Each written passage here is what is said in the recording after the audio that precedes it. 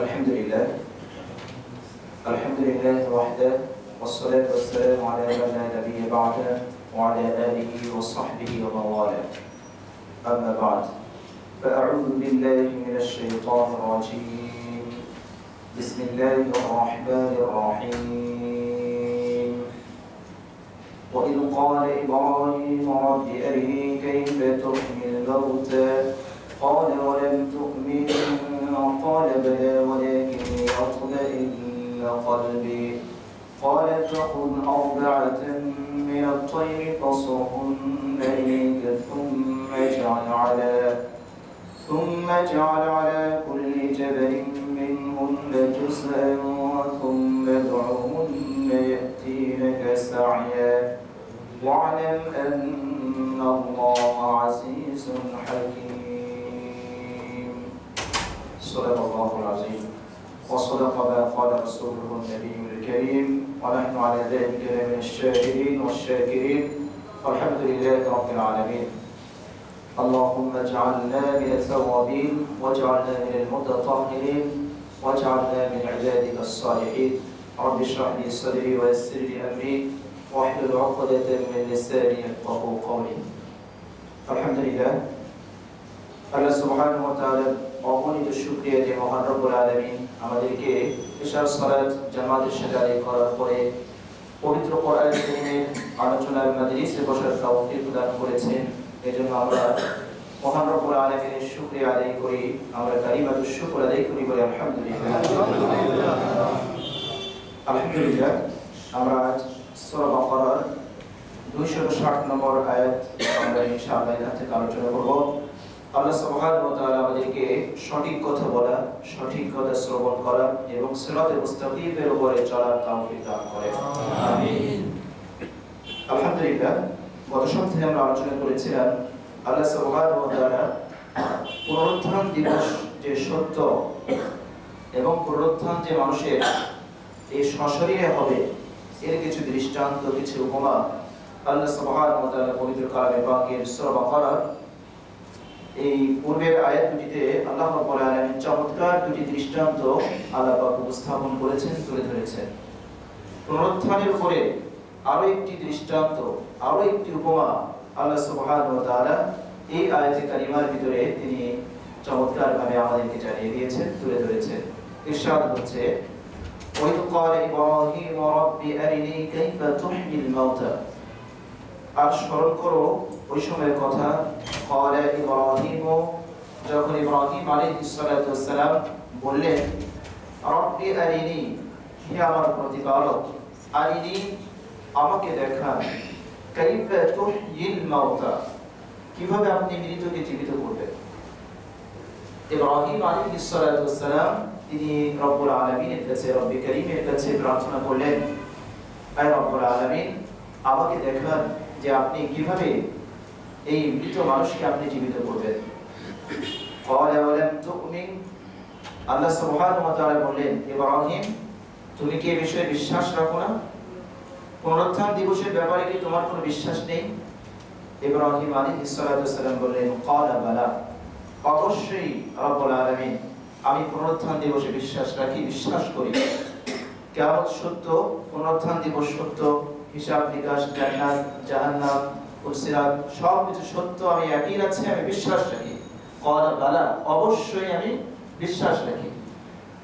তাহলে কেন ইব্রাহিম আলাইহিস সালাতু ওয়াস সালাম এই দরখাস্ত করলেন, এই দোয়ায় প্রার্থনা করলেন রব্বুল আলামিন কিভাবে আপনি মৃত মানুষকে জীবিত করবেন আমাকে একটু দেখান। এটি কেন বললেন? ওয়ালাকিন লিয়াতমাইন্না কলবি, ইব্রাহিম আলাইহিস সালাতু ওয়াস সালাম বললেন রব্বুল আলামিন আমি পুনরুত্থান দিবসে বিশ্বাস রাখি, মানুষকে আপনি জীবিত করতে পারেন, জীবিত করবেন, অবশ্যই আমি বিশ্বাস রাখি। তবে আমি দেখতে চাই যে আপনি কোন পদ্ধতিতে, কোন তরিকায়, কিভাবে আপনি মানুষকে জীবিত করেন, যাতে করে লিয়াতমাইন্না কলবি, একেবারে প্রত্যক্ষ দর্শনের মাধ্যমে আমার চিত্তটা প্রশান্তি লাভ করতে পারে, এজন্য আমি দেখতে চাই। ক্বালা ফাখুয আরবাআতান মিনাত তায়র, আল্লাহ সুবহানাহু ওয়া তাআলা বলেন ঠিক আছে, ফাখুয আরবাআতান মিনাত তায়র, তুমি 4টি পাখি ধরো। ফাখুজ আরবাআতান, আরবা মানে 4, তায়র মানে পাখি।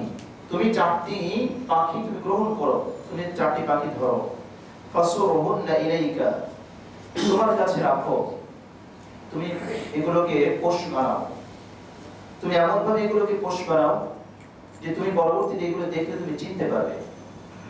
সুম্মা জাআল আলা কুল্লি জাবাল, অতঃপর এগুলোকে একেবারে টুকরো টুকরো করো, বিচ্ছিন্ন করো।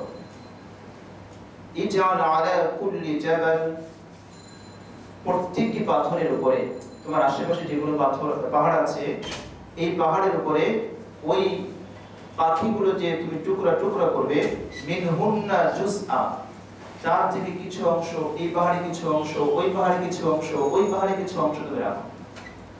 আল্লাহ সুবহানাহু ওয়া তাআলা বললেন, ইব্রাহিম 4টি পাখি তুমি ধরো, এগুলোকে পোষ বানাও, এগুলোকে কাছে রাখো, এবং এগুলোকে এক পর্যায়ে যখন তোমার পোষ মেরে যাবে, পরবর্তীতে তুমি দেখলে চিনতে পারবে যে হ্যাঁ এগুলোই তোমার সেই পোষা পাখি, যেগুলোর সাথে তোমার একটা ভালো উনসিয়ত, একটা ঘনিষ্ঠতা সৃষ্টি হয়েছে, তুমি দেখলে চিনতে পারবে। এরপরে এগুলোকে তুমি কেটে কেটে টুকরো টুকরো করবে, টুকরো টুকরো করার পরে সেগুলো বিভিন্ন পাহাড়ে তুমি রেখে আসবে। এরপরে কি করবে? সুম্মা দুউহুন্না, তুমি এই পাখিগুলোকে ডাক দিবে, ইয়াতিনাকা সায়া, তোমার ডাক দেওয়ার সাথে সাথে দেখতে পাবে আল্লাহর কুদরতে, আল্লাহর রহমতে পাখিগুলো জীবিত হয়ে তোমার কাছে পড়ে চলে আসছে। সুবহানাল্লাহ। ওয়ালাম আল্লাহু আজিজুল হাকীম, জেনে রেখো নিশ্চয়ই আল্লাহ সুবহানাহু ওয়া তাআলা আজিজ, পরাক্রমশালী, হাকীম, তিনি বিজ্ঞানী, বিজ্ঞানময়, প্রজ্ঞাময়, জ্ঞানী, মহাজ্ঞানী। এ হলো সরল অনুবাদ। এখন প্রশ্ন হলো, ইব্রাহিম আলাইহিস সালাতু ওয়াস সালাম কি কারণে তিনি আল্লাহর কাছে এই দরখাস্ত পেশ করলেন, আয় রব্বুল আলামিন আমাকে একটু দেখাও যে কিভাবে তুমি মৃত মানুষকে তুমি জীবন দান করবে, মৃতকে কিভাবে জীবিত করবে। প্রথম যে বিষয়টা আমাদের অনুধাবন করতে হবে সেটি হলো এই, ইব্রাহিম আলাইহিস সালাতু ওয়াস সালাম এমন জলিলুল কদর একজন নবী ছিলেন, রাসূল ছিলেন, যাকে আল্লাহ রাব্বুল আলামিন খলিল, বন্ধু হিসেবে আল্লাহ গ্রহণ করেছেন। এমনকি কোরআনের বহু জায়গায় ইব্রাহিম আলাইহিস সালাতু ওয়াস সালাম তার কথা, তার সন্তানদের কথা আল্লাহ রাব্বুল আলামিন তেলাওয়াত করেছেন। কোরআনে কারীমের মধ্যে ইব্রাহিম নামে একটি সূরা আল্লাহ রাব্বুল আলামিন অবতীর্ণ করেছেন, এবং ইব্রাহিম আলাইহিস সালাতু ওয়াস সালামকে আল্লাহ পাক যে বহুভাবে পরীক্ষা করেছেন। ওয়া ইয ইবতালা ইব্রাহিম রাব্বুহু বিকালিমাত, কোরআনে কারীমের ভিতরে আল্লাহ পাক বলেছেন যে আমি ইব্রাহিমকে বিভিন্নভাবে পরীক্ষা করেছি। এই পরীক্ষায় ইব্রাহিম আলাইহিস সালাতু ওয়াস সালাম সফলভাবে উত্তীর্ণ হয়েছেন। গোল্ডেন এ প্লাস বা তার চেয়েও যদি ভালো রেজাল্ট থাকে, ইব্রাহিম আলাইহিস সালাতু ওয়াস সালাম সেটা পেয়েছেন। তো ইব্রাহিম আলাইহিস সালাতু ওয়াস সালামের পুনরুত্থান দিবসের ব্যাপারে কোনো সন্দেহ ছিল না, তার ইয়াকিন ছিল, তার বিশ্বাস ছিল। ইব্রাহিম আলাইহিস সালাতু ওয়াস সালাম শুধুমাত্র পদ্ধতিটা তিনি দেখতে চেয়েছিলেন, কোন পদ্ধতিতে আল্লাহ রাব্বুল আলামিন কিভাবে মৃতকে জীবিত করেন।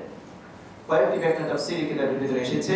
ইব্রাহিম আলাইহিস সালাতু ওয়াস সালামের মনের ভিতরে এই প্রশ্ন উদ্রেক হওয়ার কারণ কি, কারণ সম্পর্কে তাফসীর নুরুল কোরআন সহ অসংখ্য তাফসীরি কিতাবের ভিতরে কয়েকটি কারণ উল্লেখ করা হয়েছে। একবার ইব্রাহিম আলাইহিস সালাতু ওয়াস সালাম নদীর পাশ দিয়ে হেঁটে যাচ্ছিলেন, তো দেখতে পেলেন একটা মৃত গাধা সেখানে মরে একেবারে ফুলে আছে। যখন নদীর পানি জোয়ার আসে, তো সমুদ্রের কিছু আল্লাহ রাব্বুল আলামিনের কিছু মাখলুকাত আছে যেগুলো মৃত এই জন্তুগুলো ভক্ষণ করে, খায়। ইব্রাহিম আলাইহিস সালাতু ওয়াস সালাম দেখলেন যখন জোয়ারের পানি স্ফীত হয়ে যায়, ফুলে যায়, তখন সমুদ্রের প্রাণী এসে এই মৃত জন্তুগুলোকে ভক্ষণ করে। আবার যখন জ্বর যখন শেষ হয়ে যায়, পানি যখন নিচে নেমে যায়, তখন জঙ্গল থেকে স্থলচর কিছু প্রাণী এসে এই মৃত গাধার গোশত ভক্ষণ করে। ইব্রাহিম আলাইহিস সালাতু ওয়াস সালাম তখন ভাবলেন, মনে মনে খেয়াল করলেন যে আল্লাহ রাব্বুল আলামিন এভাবেই তো মানুষ একেবারে মরে পচে তার দেহগুলো মাটির সাথে মিশে একাকার হয়ে যাবে, সুন্দর অবয়বগুলো মাটি খেয়ে নিঃশেষ করে দেবে, কীট পতঙ্গগুলো সুন্দর অবয়ব, সুন্দর চেহারাগুলো খেয়ে একেবারে নিঃসার করে দেবে, আমাদের অস্থি, আমাদের হাড্ডিগুলো মাটির সাথে মিশে একাকার হয়ে যাবে, কোনো নাম নেশাও থাকবে না। যতই প্রতাপশালী হই না কেন, যতই ক্ষমতাধর হই না কেন, ফিরআউন, নমরুদ, সাদ্দাত, হামান, কারুন, আবু জেহেল, আবু লাহাব, উতবা, শাইবা, রবিয়া কোথায়? আজকে যদি মাটি চিরে তাদেরকে খোঁজা হয়, তাদের অস্তিত্ব খুঁজে পাওয়া যায় না। তো মাটি এদের একেবারে মিশে মাটি খেয়ে একাকার করে দিয়েছে। শুধু এক্সেপশনাল হচ্ছে ফিরাউন। কোরআনে কারীমের ভিতরে আল্লাহ পাক বলেছিলেন, ফিরাউন ফালইয়াউমা নুনাজ্জিকা বিবাদানিকা লিতাকুনা লিমান খালফাকা আয়া। এই যে ভূমধ্য সাগরে তোমাদেরকে যে আমি নিমজ্জিত করে মেরেছি, আমি তোমাকে এক্সেপশনাল রেখেছি, ব্যতিক্রম রেখেছি। ফালইয়াউমা নুনাজ্জিকা বিবাদানিকা লিতাকুনা লিমান খালফাকা আয়া। তোমার ডেড বডিকে আমি রব্বুল আলামিন হেফাজত করব, সংরক্ষণ করব, সমুদ্র থেকে আমি বের করে রাখবো, যাতে করে কিয়ামত পর্যন্ত তোমার মতো যারা খোদায়ের আল্লাহ দাবি করবে, খোদাদ্রোহী হবে, শয়তানের দোসর হবে, তাদের জন্য তোমাকে আমি নিদর্শন স্বরূপ তোমার দেহকে আমি হেফাজত করব।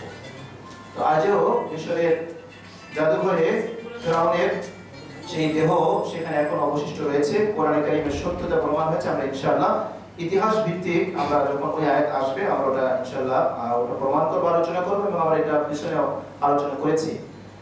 তো আল্লাহ রাব্বুল আলামিন এই যে গাধাটিকে মেরে ফেললেন, তো ইব্রাহিম আলাইহিস সালামের মনে তখন এটা খেয়াল হলো যে আল্লাহ পাক এটাকে কোন পদ্ধতিতে তিনি জীবিত করবেন, আমি যদি একটু দেখতে পেতাম। আরেকটি কারণ বর্ণনা করা হয়েছে, ইব্রাহিম আলাইহিস সালাম এবং নমরুদের যখন বিতর্ক হয়, আমরা পূর্বের আয়াতে একটি আয়াত পূর্বে আমরা এটা আলোচনা করেছি। তো ইব্রাহিম আলাইহিস সালাম যখন বললেন যে আমার রব যিনি মানুষকে জীবিত করেন, মানুষকে মৃত্যু দান করেন, মানুষের জীবন দান করেন, মানুষকে মৃত্যু দান করেন, তখন নমরুদ কি করেছিল? তার বন্দিশালা জিন্দাখানা থেকে দুজন ব্যক্তিকে ডেকে এনে একজনকে হত্যা করে দিয়েছিল আর একজনকে মুক্ত করে দিয়েছিল।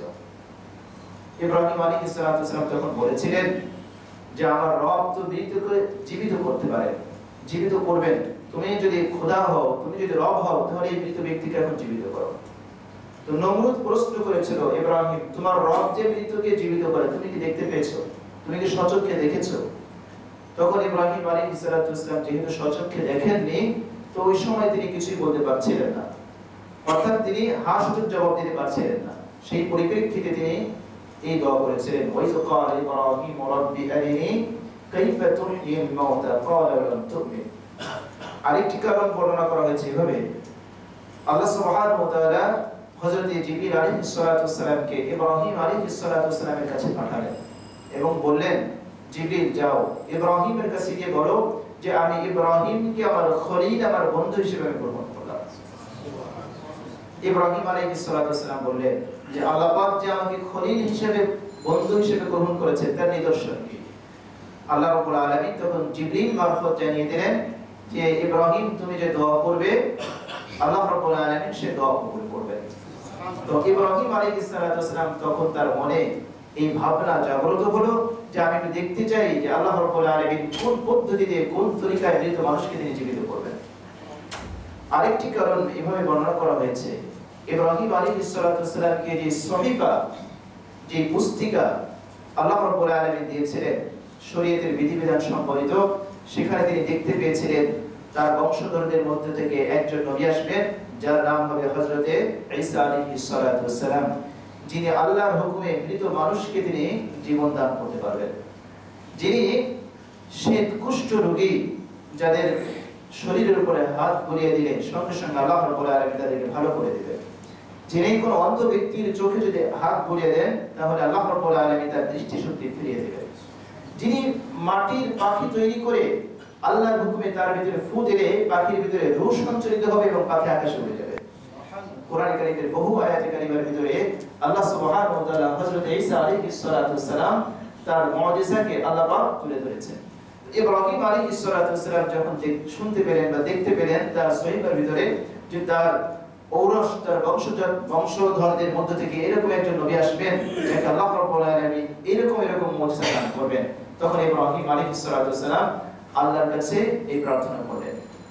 আরেকটি কারণ এভাবে বর্ণনা করা হয়েছে, ইব্রাহিম আলাইহিস সালাম তিনি বিশ্বাস রেখেছিলেন যে আল্লাহ রাব্বুল আলামিন, বিশ্বাস করেছিলেন, তার অন্তরের ভিতরে বিশ্বাস ছিল যে কিয়ামতের দিবসে অবশ্যই আল্লাহ রাব্বুল আলামিন পুনরুত্থান ঘটাবেন।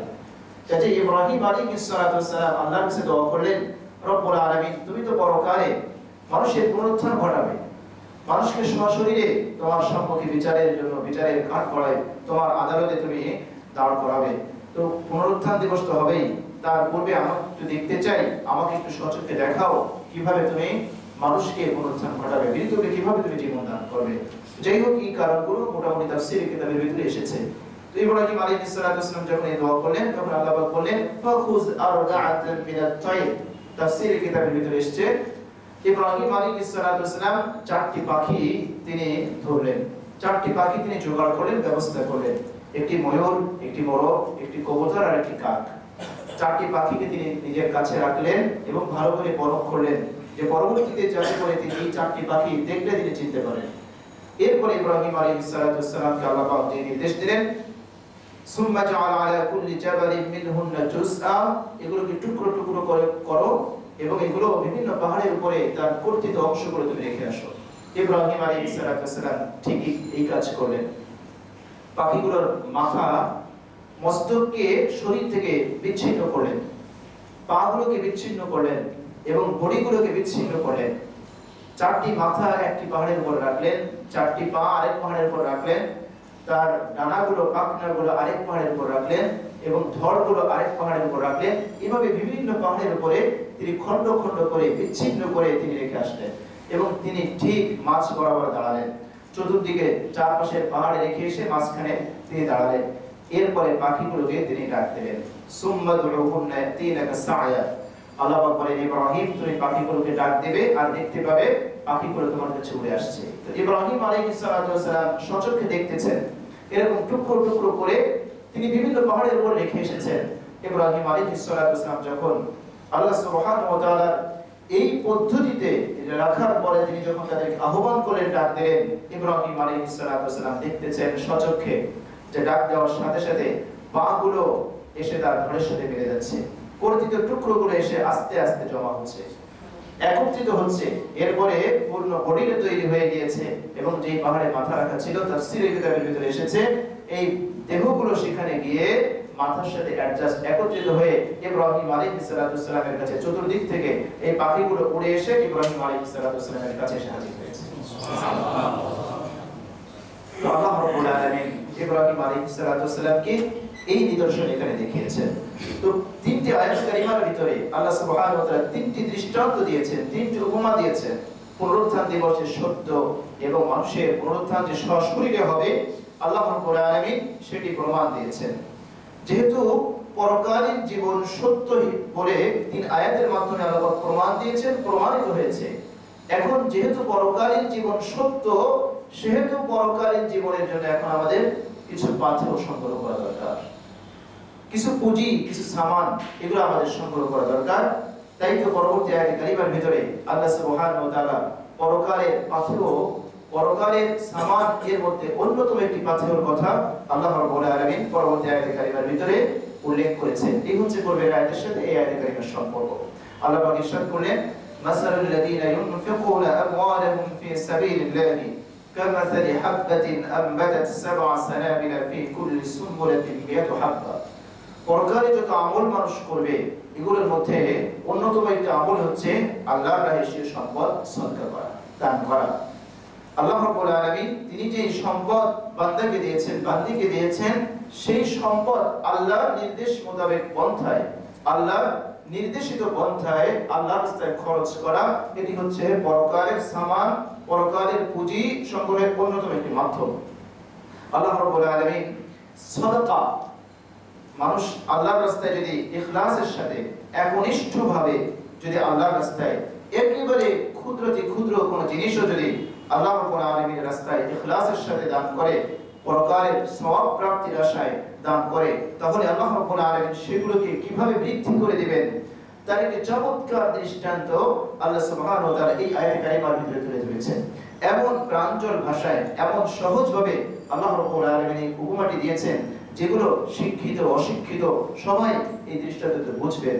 আল্লাহ রাব্বুল আলামিন বলেন মাসালুল লাযীনা ইউনফিকুনা আমওয়ালাহুম ফি সাবিলিল্লাহ। মাসাল মানে দৃষ্টান্ত। আল্লাযীনা ইউনফিকুনা আমওয়ালাহুম ফি সাবিলিল্লাহ, যারা সেই সম্পদ আল্লাহর রাস্তায় খরচ করে তাদের দৃষ্টান্ত হলো কামাসালি হাববাতিন, যেটা একটি শস্য দানা, যেটা একটি শস্য বীজ, যেমন ধানের বীজ, গমের বীজ, যে কোনো ধরনের বীজ। আল্লাহ রাব্বুল আলামিন বলেন যারা আল্লাহর রাস্তায় সম্পদ দান করবে, যারা আল্লাহর রাস্তায় সম্পদ খরচ করবে, একমাত্র মাওলা পাকের রিজামন্দি হাসিলের জন্য তাদের দৃষ্টান্ত হচ্ছে কামাসালি হাব্বা। হাব্বা মানে হচ্ছে দানা, শস্য, বীজ। যেই বীজ চারা উদ্গত করে, অঙ্কুরিত করে, যেখান থেকে ফসল উৎপন্ন হয়, এরকম একটি দানা, এরকম একটি বীজ। আমবাতাত সাবআ সানাবিলা, একটি দানা, যেই বীজটি আমবাতাত উদ্গত করেছে, উৎপন্ন করেছে, সাবআ সানাবিলা, সাবআ মানে সাত, সুম্বুলায় বহুবচন সানাবিল মানে মোচা, শীষ। আল্লাহ রাব্বুল আলামিন বললেন, যারা আল্লাহর রাস্তায় সম্পদ খরচ করে তাদের দৃষ্টান্ত হচ্ছে একটি দানা, একটি সরিষার দানা। যেই সরিষার দানাটি আমবাতাত সাবআ সানাবিলা, সাতটি শীষ উদ্গত করেছে, মোচা উদ্গত করেছে। আপনারা গম দেখেছেন, জব দেখেছেন, ভুট্টা দেখেছেন, যেরকম গমের যেরকম শীষ মোচা, এই দানাটি এরকম সাতটি শীষ তৈরি করেছে। অর্থাৎ একটি চারা উদ্গত হয়েছে, চারা থেকে সাতটি মোচা বের হয়েছে। এরপর আল্লাহ পাক বললেন, ফি কুল্লি সুম্বুলাতিন মিআতু হাব্বা, প্রথমে ছিল একটি দানা, সেখান থেকে হলো একটি চারা গাছ, চারা গাছে হলো সাতটি শীষ, প্রত্যেকটি শীষের ভিতরে 100 করে দানা জন্ম নিয়েছে। তাহলে কতটি হলো? 700টি। আল্লাহ রাব্বুল আলামিন বললেন, যারা আল্লাহর রাস্তায় একটি দিরহাম, একটি দিনার, একটি টাকাও যারা একমাত্র মাওলা পাকের সন্তুষ্টি অর্জনের জন্য সদকা করবে, এখানে দুনিয়াবি পার্থিব কোনো উদ্দেশ্য থাকবে না। পরবর্তী আয়াতে কারিমার ভিতরে আল্লাহ পাক সেই বিষয়গুলো তুলে ধরেছেন। তাদের দৃষ্টান্ত হচ্ছে, আপনি একটি দানা, একটি শস্য দানা আপনি মাটিতে বুনেছেন, বীজ বপন করেছেন, সেখান থেকে একটি চারা উদ্গত হয়েছে, যেই চারার ভিতরে 7টি শীষ জন্ম নিয়েছে, প্রত্যেকটি শীষের ভিতরে 100টি করে দানা জন্ম নিয়েছে। কাজেই যে ব্যক্তি আল্লাহর রাস্তায় একটি টাকাও একমাত্র মাওলা পাকের রিজামন্দি হাসিলের জন্য দান করবে, সদকা করবে, আল্লাহ রাব্বুল আলামিন তার এই দানের বদৌলতে 10 থেকে 700 গুণ পর্যন্ত আল্লাহ পাক বৃদ্ধি করে। কত সহজ সরল প্রাঞ্জল ভাষায় আল্লাহ পাক উপমা দিয়ে বোঝাচ্ছেন। এরপর আল্লাহ পাক কি বললেন? আল্লাহু ইউদাইফু লিমান ইয়াশা। এখানেই শেষ নয়, আল্লাহ রাব্বুল আলামিন ইচ্ছা করলে আরো বহু গুণ তিনি বাড়িয়ে দিতে পারেন। কত যে দিবেন আল্লাহ রাব্বুল আলামিন সেটা সীমারেখা নির্দিষ্ট করে দেননি। আল্লাহু ইউদাইফ মানে বহু গুণ, তিনি বহু গুণ বৃদ্ধি করে দিবেন লিমান ইয়াশা, যাকে ইচ্ছা। সেটা হবে ইখলাসের কারণে, সম্পদ হালাল হওয়ার দিক থেকে আপনার ব্যয় করার খাত হিসেবে বিবেচনা করে আল্লাহ রাব্বুল আলামিন আরো বহু গুণ বাড়িয়ে দিবেন। আল্লাহু ওয়াসিউন আলিম, আল্লাহ রাব্বুল আলামিন হচ্ছেন প্রাচুর্যময় এবং সর্বজ্ঞ। তাফসীরে কিতাবের ভিতরে এসেছে, এই আয়াতে কারিমার শান নজুল হিসেবে তাবুকের যুদ্ধে প্যারা নবী সাল্লাল্লাহু আলাইহি ওয়াসাল্লাম মুসলমানদেরকে দান করার জন্য উৎসাহ দিলেন, সাদাকা করার জন্য উৎসাহ দিলেন। তাবুকের যুদ্ধ ছিল কঠিন মুহূর্তে, যখন খেজুর পাকার মৌসুম ছিল, সাহাবায়ে কেরামের ভিতরে অভাব ছিল এবং প্রচন্ড খরতাপ ছিল। সেই সময় প্যারা নবী সাল্লাল্লাহু আলাইহি ওয়াসাল্লাম সাহাবায়ে কেরামকে এই যুদ্ধে সহযোগিতা করার জন্য, দান করার জন্য উৎসাহ দিলেন। তাফসীরে কিতাবের ভিতরে এসেছে, উসমান ইবনে আফফান রাদিয়াল্লাহু তাআলা আনহু, তিনি 1000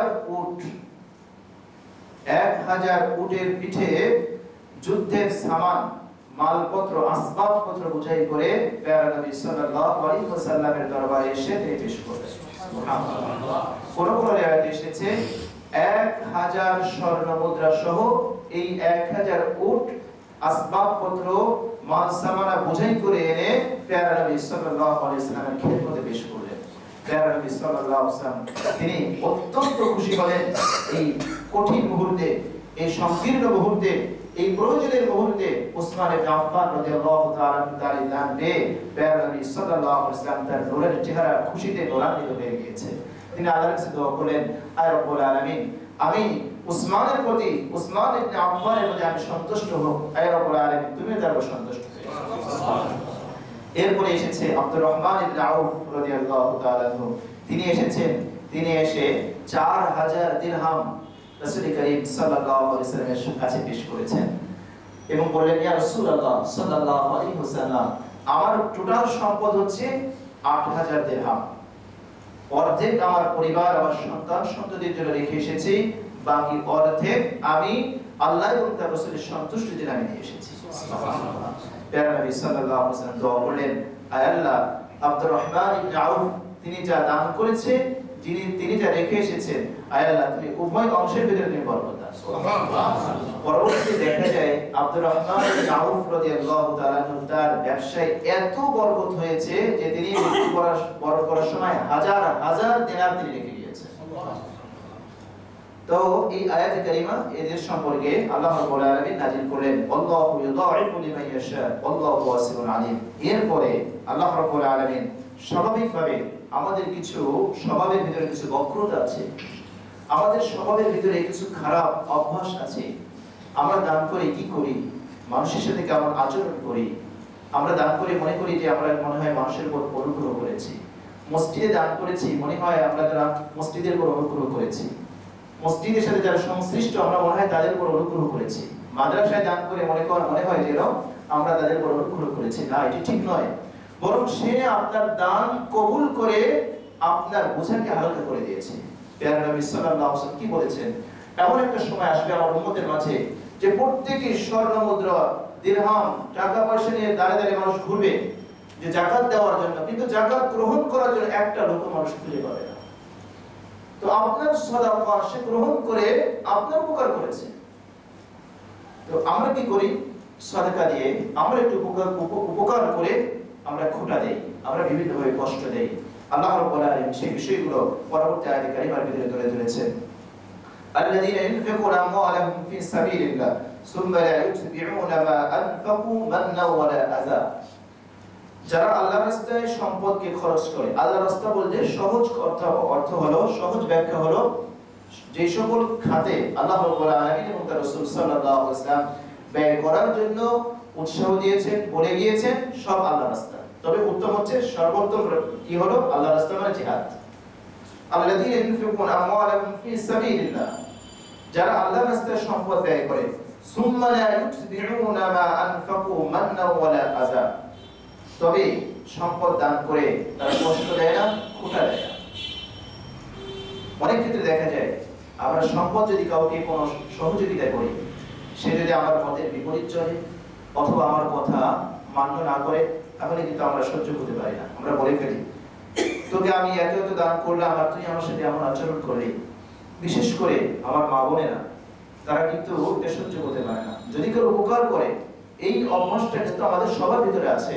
আল্লাহ রাব্বুল আলামিন কত সুন্দরভাবে বললেন, যারা আল্লাহর রাস্তায় সম্পদ দান করার পরে এই দান এই ওরকমটা প্রকাশ করবে না, দান করে বলবে না যে অমুককে আমি এত দিয়েছি, অমুককে আমি এত এই সহযোগিতা করেছি, তার ওই সুন্দর বাড়িটা দেখো না, ওই বাড়িটা আমি করে দিয়েছি, তার সামনে ওই যে ঘরের দরজাটা লাগাতে পারছিল না, আমি লাগিয়ে দিয়েছি, ইত্যাদি ইত্যাদি।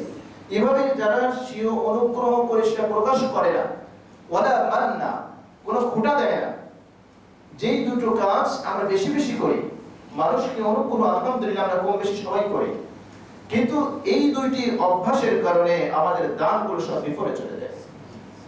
আল্লাহ সুবহানাহু ওয়া তাআলা কি বলেন, আল্লাযীনা ইউনফিকুনা আমওয়ালাহুম ফি সাবিলিল্লাহ সুম্মা লা ইউতবিউনা মা আনফাকু মান্নাও ওয়ালা আযা, যে দান করার পরে এই দানকে স্মরণ করিয়ে দিয়ে দান গ্রহীতাকে কোনো কষ্ট দেয় না, ওয়ালা মান্না, কোনো খোঁটাও দেয় না। যদি আমরা এরকম করতে পারি, যাদের দানগুলো এরকম হবে যে দান গ্রহীতাকে না কোনো কষ্ট দেওয়া হবে, না তাকে খোঁটা দেওয়া হবে, আল্লাহ সুবহানাহু ওয়া তাআলা তাদের জন্য খুশখবরি, তাদের জন্য সুসংবাদ দিয়েছেন, লাহুম আজরুহুম ইনদা রাব্বিহিম ওয়া লা খাউফুন আলাইহিম ওয়া লা হুম ইয়াহজানুন। আল্লাহ সুবহানাহু ওয়া তাআলা বলে দিলেন, লাহুম আজরুহুম ইনদা রাব্বিহিম, তাদের এই দানের প্রতিদান আল্লাহ রাব্বুল আলামিনের কাছে সংরক্ষিত থাকবে। আল্লাহ রাব্বুল আলামিন কিয়ামতের দিবসে তাদেরকে এই প্রতিদান তাদেরকে দান করবেন। ওয়া লা খাউফুন আলাইহিম ওয়া লা হুম ইয়াহজানুন, এবং এই দানগুলো কমে যাওয়ার, হ্রাস পাওয়ার, নষ্ট হওয়ার কোনো সম্ভাবনা নেই। ওয়া লা খাউফুন আলাইহিম ওয়া লা হুম ইয়াহজানুন, তাদের কোনো চিন্তাও নেই, তাদের কোনো ভয়ও নেই। আমার দান নষ্ট হয়ে গিয়েছে কিনা, আমার দান সব পাবো কিনা, এটা তাদের কোনো ভয় নেই। যদি তার মাল যদি হালাল হয়, ইখলাস থাকে, রিয়া না থাকে, এবং দান করার পরে যদি এই ইহসান জিতলানো না হয়, খোঁটা দেওয়া না হয়, কষ্ট দেওয়া না হয়, তাহলে আল্লাহ রাব্বুল আলামিনের পক্ষ থেকে এই পুরস্কার। এরপরে আমাদের আরেকটি বক্র স্বভাব হলো এই, আরেকটি খারাপ স্বভাব আছে আমাদের, সেটি হলো এই, কেউ এসে আপনার কাছে ভিক্ষা চেয়েছে, সে বারবার পিড়াপিড়ি করতেছে, আপনি তাকে ধমক দিয়ে তাড়িয়ে দিয়েছেন। অথবা কখনো আমার ঘরে আসছে এমন একজন ভিক্ষুক যেটা আমি তাকে অপছন্দ করতেছি, আমি তাকে ধমক দিয়ে ঘাড় ধাক্কা দিয়ে বের করে দিলাম। আল্লাহ সুবহানাহু ওয়া তাআলা বললেন যে না, খবরদার খবরদার, এমনটি করো না। কাউলুল মারুফ ওয়া মাগফিরাতুন খায়রুম মিন সাদাকাতি ইয়াতবাউহা আযা। আমরা যদি দান করে মানুষকে খোঁটা দেই, দান করে মানুষকে কষ্ট দেই, আল্লাহ রাব্বুল আলামিন বলেন যে না, এরকম দানের কোনো প্রয়োজন নেই। তুমি যে দান করে মানুষকে খোঁটা দিচ্ছ, দান করে মানুষকে কষ্ট দিচ্ছ, এটার কোনো প্রয়োজন নেই। কাউলুল মারুফ, তুমি উত্তম কথা বলো, ওয়া মাগফিরাতুন, এবং ক্ষমা করো, খায়রুন, এটি উত্তম, মিন সাদাকাতি ইয়াতবাউহা আযা, ওই সাদাকা, ওই দান থেকে যেই দান করে তুমি খোঁটা দিচ্ছ, যে দান করে তুমি প্রকাশ করে দিয়ে তাকে লজ্জিত করছো। এক ব্যক্তি হয়তো বা বিপদে পড়ে আপনার কাছে সহযোগিতার হাত পেতেছিল, আপনি তাকে সহযোগিতা করেছিলেন, কখনো সুযোগ বুঝে আপনি জনসম্মুখে সেটা প্রকাশ করে দিলেন আর বলে দিলেন অমুক ব্যক্তি ছিল না, তাকে তো আমি এত পরিমাণ দান করেছিলাম, তার ওই বিপদে আমি এই উপকারটা করেছিলাম। তাহলে সে লজ্জা পেল, সে কষ্ট পেল। আল্লাহ বলছেন যে না, তোমরা দান করে এভাবে মানুষকে কষ্ট দিবে, এর চেয়ে ভালো কথা, এর চেয়ে মানুষকে ক্ষমা করে দেওয়া, এটি তোমাদের জন্য অনেক উত্তম, অনেক উত্তম। আল্লাহু গনিয়্যুন হালিম। যারা দান করে খোঁটা দেয়, যারা দান করে মানুষকে কষ্ট দেয়, এ ধরনের দান থেকে আল্লাহ রাব্বুল আলামিন অমুখাপেক্ষী, গনি, তার এই দানের কোনো প্রয়োজন নেই। হালিম, তিনি হচ্ছেন সহনশীল।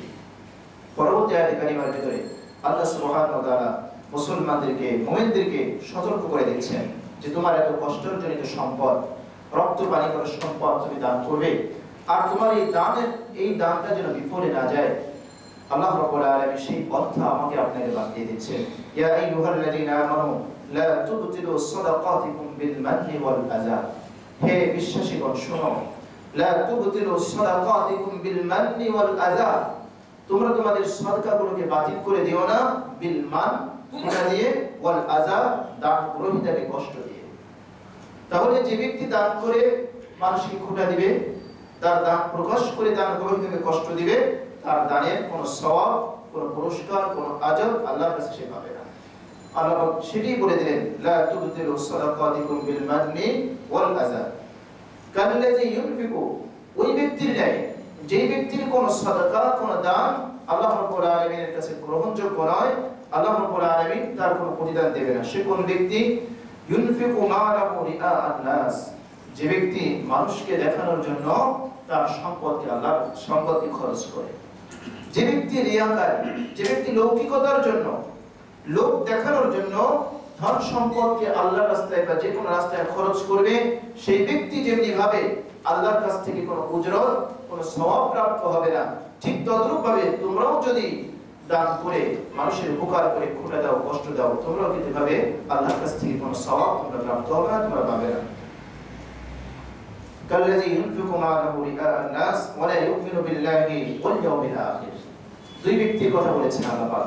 হে ঈমানদারেরা, হে আমার আল্লাহ পাক আপনাকে আমাকে ডেকে বলছেন, হে আমার প্রিয় ঈমানদারেরা শোনো, তোমরা তোমাদের দানগুলোকে বাতিল করে দিও না ওই ব্যক্তিদের মতো যারা দান করে লোক দেখানোর জন্য এবং যারা পরকালে বিশ্বাস করে না, আল্লাহকে বিশ্বাস করে না, পরকালে বিশ্বাস করে না, সমর্থনকে বিশ্বাস করে না। এই ব্যক্তি যদি দান করে তার কোনো প্রতিদান আল্লাহর কাছে নেই।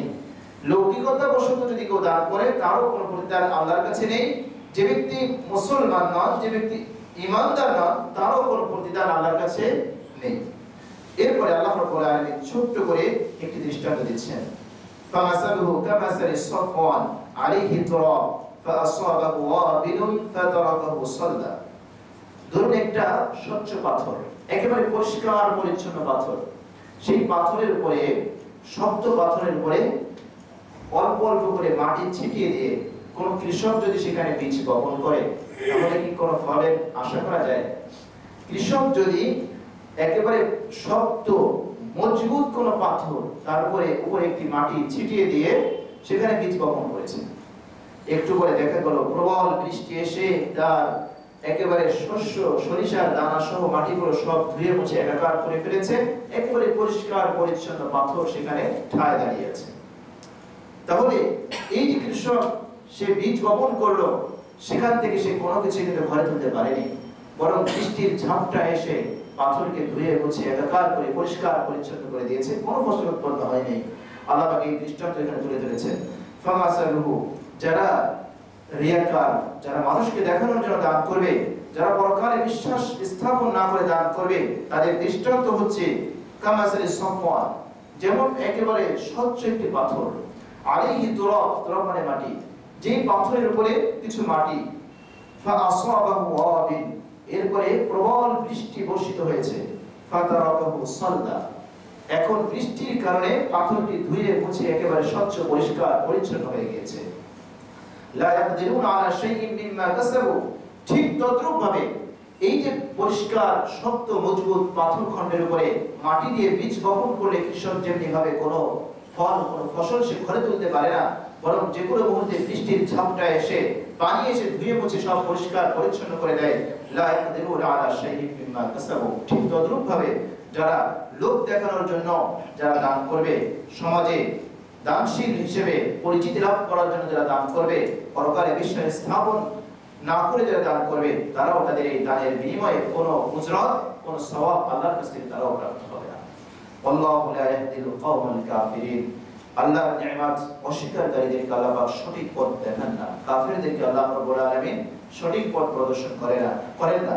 মুসনাদ আহমদের ভিতরে একটি হাদিস এসেছে, আবু হুরায়রা রাদিয়াল্লাহু তাআলা থেকে বর্ণিত, তিনি বলেন রাসূল করিম সাল্লাল্লাহু আলাইহি ওয়াসাল্লাম ইরশাদ করেছেন, কিয়ামতের দিবসে সর্বপ্রথম তিন ব্যক্তিকে আল্লাহ রাব্বুল আলামিন বিচারের জন্য ডাকবেন। সর্বপ্রথম তিন ব্যক্তিকে আল্লাহ পাক বিচারের জন্য ডাকবেন। হাদিস বর্ণনা করার সময় আবু হুরায়রা রাদিয়াল্লাহু তাআলা তিনি কাঁদতে কাঁদতে বেহুশ হয়ে গিয়েছিলেন, যে তিন ব্যক্তিকে আল্লাহ রাব্বুল আলামিন বিচারের জন্য ডাকবেন, সেই তিন ব্যক্তি দিনের জন্য অনেক ত্যাগ স্বীকার করেছে। তারা কারা? এক নম্বর হচ্ছে যারা আল্লাহর দ্বীনের জন্য নিজের জান জীবন উৎসর্গ করে দিয়েছে। এরকম একজন ব্যক্তি, শহীদ ব্যক্তিকে আল্লাহ উপস্থিত করবেন, ডেকে বলবেন, এই বান্দা, তোমাকে আমি সুন্দর দেহ দিয়েছিলাম, সুন্দর অবয়ব দিয়েছিলাম, সম্পদ দিয়েছিলাম, তুমি আমার কি নিয়ামতের কি শুকরিয়া আদায় করেছো? সে বলবে, রব্বুল আলামিন, আমি তোমার নিয়ামতের শুকরিয়া আদায় করেছি, এই ভালো কাজ করেছি, এমনকি আমার জীবন পর্যন্ত তোমার দ্বীনকে প্রতিষ্ঠা করার জন্য আমি উৎসর্গ করে দিয়েছি।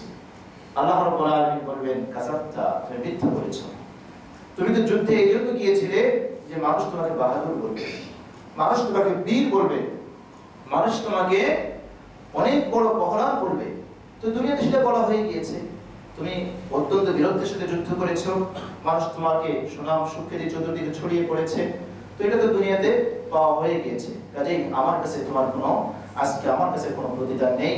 বিশ্বনবী সাল্লাল্লাহু আলাইহি ওয়াসাল্লাম বলেছেন, তাকে মাথা নিচের দিকে দিয়ে চেহারার উপরে হেঁচ দিয়ে টেনে হেঁচে তাকে জাহান্নামের ভিতরে নিক্ষেপ করা হবে। দ্বিতীয় যে ব্যক্তিকে ডাকা হবে, সে ব্যক্তি হলো অনেক বড় আলেম।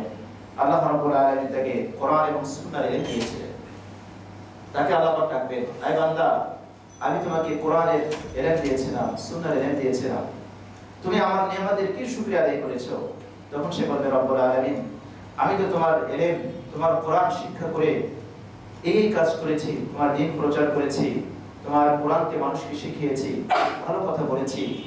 আল্লাহ রাব্বুল আলামিন বলবে, কাযাবতা, তুমি আমার সন্তুষ্টি অর্জনের জন্য করো নাই, তুমি এগুলো সব করেছো এই কারণে, তুমি ইলমে দ্বীন শিখেছো এই কারণে যে মানুষ তোমাকে আলেম বলবে, মানুষ তোমাকে হাফেজ বলবে, মানুষ তোমাকে কারি বলবে, মানুষ তোমাকে সম্মান করবে। দুনিয়াতে এগুলো তোমার হয়ে গিয়েছে, দুনিয়াতে মানুষ তোমাকে বড় বড় আলেম বলেছে, কারি বলেছে, সবকিছু বলা হয়ে গিয়েছে। আজকে আমার কাছে তোমার কোনো উজরত নেই, কোনো সওয়াব নেই, কোনো প্রতিদান নেই। ফেরেশতাদেরকে আল্লাহ পাক নির্দেশ দিবেন, তাকেও চেহারার উপরে হেঁচে টেনে হেঁচে জাহান্নামে নিক্ষেপ করা হবে। তৃতীয় যে ব্যক্তিকে ডাকা হবে, ডেকে বলবে, এই বান্দা, আমি এত সম্পদ তোমাকে দিয়েছিলাম, এত পরিমাণ বাড়ি গাড়ি মিল ফ্যাক্টরি সব কিছু দিয়েছিলাম, বলো আমার নিয়ামতের কি শুকরিয়া তুমি আদায় করেছো? সে বলবে, রব্বুল আলামিন, তোমার প্রদত্ত সম্পদ আমি তোমার সব খাতে ব্যয় করেছি, তোমার দ্বীনের খাতে, দ্বীনের যত পন্থা যত পথ ছিল সব পথে আমি খরচ করেছি, আমি দান করেছি, আমি এতিমদের দিয়েছি, অনাথদের দিয়েছি, মসজিদ মাদ্রাসা এতিমখানা সব ক্ষেত্রে আমি রব্বুল আলামিন তোমার প্রদত্ত সম্পদ আমি আদায় করে আমি তোমার নিয়ামতের শুকরিয়া আদায় করেছি। আল্লাহ পাক বলবেন, কাযাবতা, তুমি মিথ্যা বলেছো, তুমি দুনিয়াতে এজন্য দান করেছিলে যে মানুষ তোমাকে দানশীল বলবে, মানুষ তোমাকে দাতা বলবে, মানুষ তোমার দিকে যে চোখ দিয়ে বলবে, দেখো অনেক বড় দানশীল যায়, সে এই দান করেছে, তো তুমি এটা কামনা করতে, তো দুনিয়াতে তো এটা বলা হয়ে গিয়েছে, মানুষ তোমাকে যখন দানশীল বলতো তুমি খুশিতে বাক হয়ে যেতে, তুমি এই খুশিতে আত্মহারা হয়ে যেতে, তুমি আত্ম অহমিকায় ফেটে পড়ার মতো কুকরম করতো। তো এগুলো তো দুনিয়ায় তোমার পাওয়া হয়ে গিয়েছে, যাও আজকে তোমার ঠিকানা হচ্ছে জাহান্নাম। একইভাবে তাকেও জাহান্নামে নিক্ষেপ করা হবে। মুহতারাম হাজিরিন, তিন ব্যক্তি আমরা যদি একটু চিন্তা করি, নিজের জীবন সে বিলিয়ে দিয়েছে, সারাটি জীবন মেহনত করে কষ্ট করে তিল করে কোরআন এবং সুন্নাহর ইলম অর্জন করেছে, আল্লাহ প্রদত্ত সম্পদ কত কষ্ট করে অর্জন করে সেগুলোও খরচ করেছে, কিন্তু ঠিকানা হয়েছে কোথায়? জাহান্নামে। কিসের কারণে? ইখলাস না থাকার কারণে, নিয়ত ঠিক না থাকার কারণে। এজন্য প্যারা নবী সাল্লাল্লাহু আলাইহি ওয়াসাল্লাম তিনি বলছেন যে আমি এটা আশঙ্কা করছি না যে আমার মৃত্যুর পরে আমার উম্মত চন্দ্র সূর্যকে সিজদা করবে, এই শিরকের আমি আশঙ্কা করছি না, বরং আমি আশঙ্কা করছি শিরকে খাফি, সূক্ষ্ম শিরক, ছোট শিরকে আমার উম্মত লিপ্ত হয়ে যাবে। সাহাবায়ে কেরাম জিজ্ঞেস করলেন, ইয়া রাসূলুল্লাহ, সেই শিরক সেটি আবার কোন জিনিস? শিরকে খাফি আবার কি? রাসূল করিম সাল্লাল্লাহু আলাইহি ওয়াসাল্লাম বললেন যে আমার উম্মত লৌকিকতার জন্য, লোক দেখানোর জন্য সে দিনের আমলগুলো করা শুরু করে দেবে। তো এজন্য আমাদের প্রত্যেকটি কাজ, প্রত্যেকটি ভালো কাজ করার পূর্বে আমরা আমাদের নিয়তকে খারিজ করে নেই। আমরা যেন প্রত্যেকটি কাজ ইখলাসের সাথে করতে পারি, একমাত্র মাওলা পাকের সন্তুষ্ট অর্জনের জন্য যেন আমরা করতে পারি। আল্লাহ সুবহানাহু ওয়া তাআলা আমাদের সবাইকে তৌফিক দান করেন। আমিন। ওয়া আখিরু দাওয়ানা আলহামদুলিল্লাহি রাব্বিল আলামিন।